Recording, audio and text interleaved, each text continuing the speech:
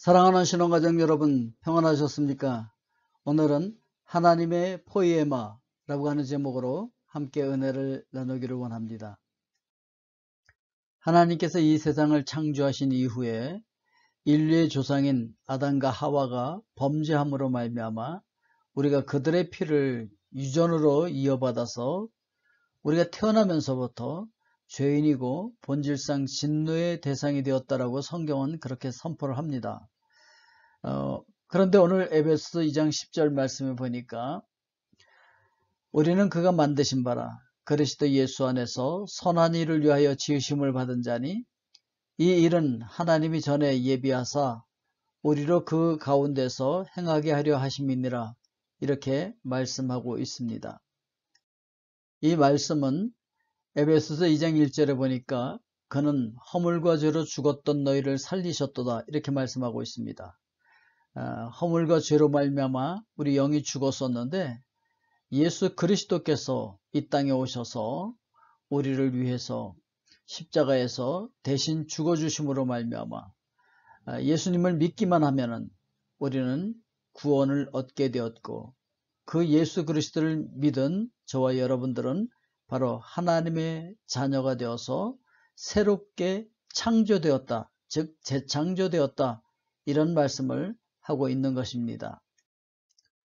그런데 오늘 본문 말씀에 보면 하나님이 전에 예비하사, 이렇게 말씀하고 있습니다. 그러니까 우리를 구원하여서 새롭게 만드신 그 은혜는 하나님께서 그냥 즉흥적으로 주신 은혜가 아니라는 것이죠. 하나님께서 이 세상에 있기도 전에 미리 예비하셨다, 즉 오래전부터 세밀하게 예비하셨다, 이렇게 이야기하고 있는 것입니다. 여기서 만드신 바라고 하는 이 단어의 원어, 즉 헬라어를 보면은 포이에마라고 하는 단어입니다. 포이에마는 작품, 명품이라는 뜻에서 온 것이죠. 즉 하나님께서 우리를 걸작품으로, 명품으로 만드셨다, 이렇게 말씀하고 있는 것입니다. 그런데 이 작품이라고 하는 뜻의 이 포이에마에서 영어의 포임이라고 하는 시라고 하는 단어가 오게 된 것이죠. 여러분들은 시 한 편을 쓰실 때 단번에 쓰시나요? 그렇지 않죠. 그렇게 쓰는 경우는 거의 없죠. 시인들이 한 편의 시를 쓰기 위해서 정말 마음을 쏟고 심혈을 기울여서 그것을 다듬고 그런 과정을 거치면서 그것을 반복하면서 시 한 편이 나오게 되는 것이죠.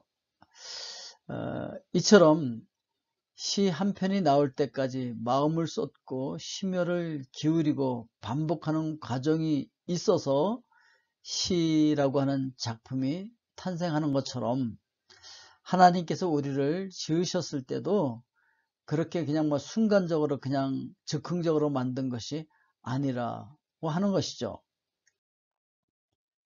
하나님께서 우리를 지으실 때 오래전부터 그렇게 마음을 쏟으시고 사랑을 쏟아서 우리를 작품으로 지으셨다라고 하는 것이죠. 상품은 공장 설비에 따라서 대량 생산이 이루어지는 것을 이야기하고 있죠. 그러나 작품은 그렇게 생산되어지는 것이 아니죠. 그것은 일일이 손으로 하는 수작업을 이야기하고 있죠. 하나님께서 바로 그 손으로 친히 우리를 빚어주셨다, 이렇게 말씀하고 있는 것입니다. 그래서 우리 한 사람 한 사람이 모두가 다 하나님의 작품이고 하나님의 시, 하나님의 포이에마다 라고 하는 것을 이야기해주고 있는 것입니다. 자동차 부품이 2만 개 정도 들어간다고 합니다. 그런데 비행기는 300만 개의 부품이 들어감으로 말미암아 비행기가 완성된다고 합니다. 그런데 우주선은 500만 개의 부품이 필요하다라고 얘기합니다. 참 놀랍죠? 그런데 인간은 세포가 60조 개입니다.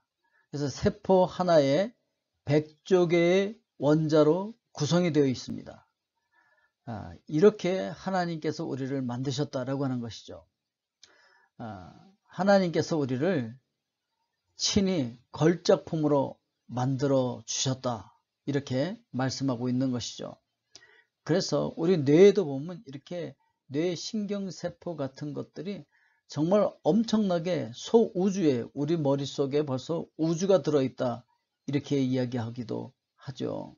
그래서 하나님께서 심혈을 기울여서 만든 하나님의 걸작품들이다 라고 하는 것을 기억하시기를 바랍니다.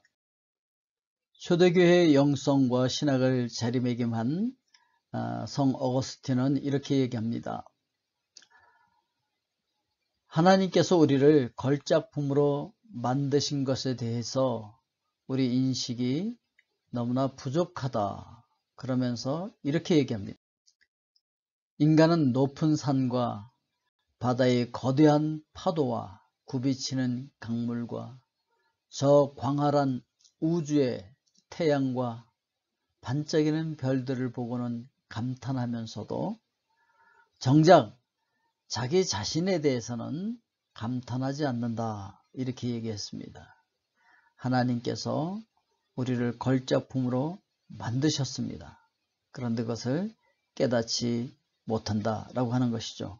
오늘도 여러분, 하나님의 걸작품으로서 하나님의 선하신 뜻을 이루며 오늘도 승리하는 귀한 날이 되실 수 있기를 주의 이름으로 축복드립니다. 기도하겠습니다. 사랑의 아버지 하나님, 하나님께서 사랑하시는 우리 신혼가족 모두가 다 하나님의 걸작품으로 오늘도 승리하며 살아갈 수 있도록 인도하여 주셔서 하나님께서 저희들 각자에게 주신 그 귀한 데스티니를 이루어가게 하여 주셔서 그 거룩한 하나님의 뜻을 이루고 승리하는 주의 귀한 백성들 되게 하여 주시옵소서.